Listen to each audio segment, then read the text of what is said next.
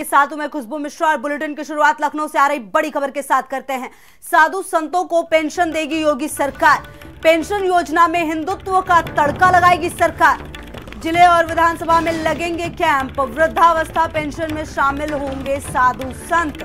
लाभार्थी योजनाओं को गेम चेंजर मानती सरकार। संतों को पेंशन देने पर सरकार की सफाई। किसी समूह के लिए विशेष पेंशन नहीं, जो पात्रता में आएंगे उन्हें ही पेंशन। साधु संत पात्रता में हैं तो पेंशन, ये सरकार ने कहा है प्रमुख सचिव धर्मार्थ अवनीश अवस्थी का बयान। मीडिया में चल रही खबरों पर दी सफाई। लाभार्थी योजनाओं को गेम चेंजर मानती सरकार। संतों को पेंशन देने पर अब सरकार की सफाई। किसी समूह के लिए विशेष पेंशन नहीं। और इसी के साथ ज्यादा जानकारी के लिए इसी खबर पर हमारे ब्यूरो चीफ वीरेंद्र जी जुड़ गए हमारे साथ। वीरेंद्र जी, जिस प्रकार से साधु संतों को पेंशन देने की योजना है, क्या लगता है कितना कारगर रहेगा ये, सबसे पहले ये, और दूसरी बात सरकार सफाई क्यों दे रही है? देखिए, लोकसभा चुनाव करीब है तो साधु संतों को योगी सरकार एक तो कुंभ में बहुत सम्मान दे रही है। इसी बीच ये खबर आ गई कि सरकार साधु संतों को पेंशन देने जा रही है। लेकिन सरकार ने कहा कि साधु संतों के लिए कोई अलग से पेंशन की व्यवस्था नहीं है। जो वृद्धावस्था की क्राइटेरिया में आते हैं, अगर वो साधु है तो उन्हें भी मिलना चाहिए। तो सिर्फ बात इतनी सी थी, लेकिन चूंकि मीडिया में ये बात बहुत तेजी से फैली, जिस पर प्रमुख सचिव जो धर्मार्थ रहे हैं अवनीश अवस्थी, उनका बयान आया है और मुख्यमंत्री ने भी कहा है कि उनकी सरकार सभी विकलांगों, सभी वृद्धों को पेंशन दे रही है।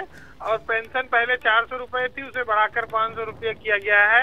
और उनकी सरकार किसी वर्ग विशेष या जाति विशेष के लिए पेंशन की कोई व्यवस्था नहीं करने जा रही है। तो ये क्लियर है कि साधु संतों के लिए कोई अलग से पेंशन की व्यवस्था नहीं की गई। अगर वो वृद्धावस्था की क्राइटेरिया में, विकलांगता में आते हैं तो वो भी पेंशन के हकदार हैं।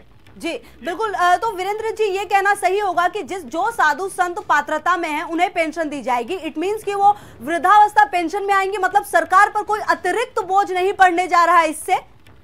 बिल्कुल बिल्कुल, एकदम सही सवाल किया आपने जी। कि सरकार ना तो इसके लिए कोई अतिरिक्त स्कीम ला रही है, ना तो अतिरिक्त बोझ आ रहा है जी। अगर कोई वृद्ध है, साधु भी वृद्ध हो सकता है, विकलांग हो सकता है, तो उसको भी पेंशन मिलनी चाहिए।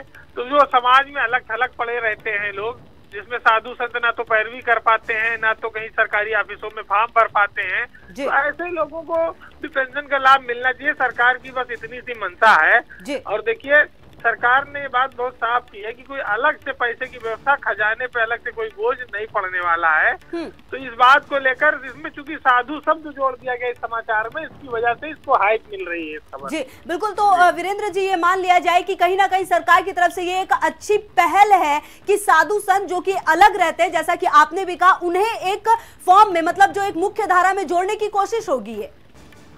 बिल्कुल। देखिए, मुख्य धारा में जुड़े वो भी समाज के ही अंग है। कोई वृद्ध है, अगर साधु महात्मा है, वो भी वृद्ध हो सकता है और उसको भी पैसे की जरूरत हो सकती है, तो उसको सामाजिक सुरक्षा मिलनी चाहिए जी। और योगी सरकार ये मानती है कि चूंकि लोकसभा चुनाव करीब है और केंद्र और उत्तर प्रदेश सरकार की जो लाभार्थी बेस योजनाएं चल रही हैं, इनका फायदा चुनाव में मिल सकता है। इसी वजह से वो हर छोटे छोटे तबके और समूह को जो भी लाभार्थी योजना है उनसे आच्छादित करना चाहती है, चाहे वो पेंशन योजना हो, चाहे अन्य कोई योजना। जी बहुत बहुत धन्यवाद। वीरेंद्र सिंह हमारे ब्यूरो चीफ जुड़े हुए थे। इनका ये कहना कि कहीं से भी अतिरिक्त बोझ नहीं पड़ रहा है और निश्चित तौर पर सरकार की एक ये अच्छी पहल। खबर लखनऊ से, जहां पर सपा छात्र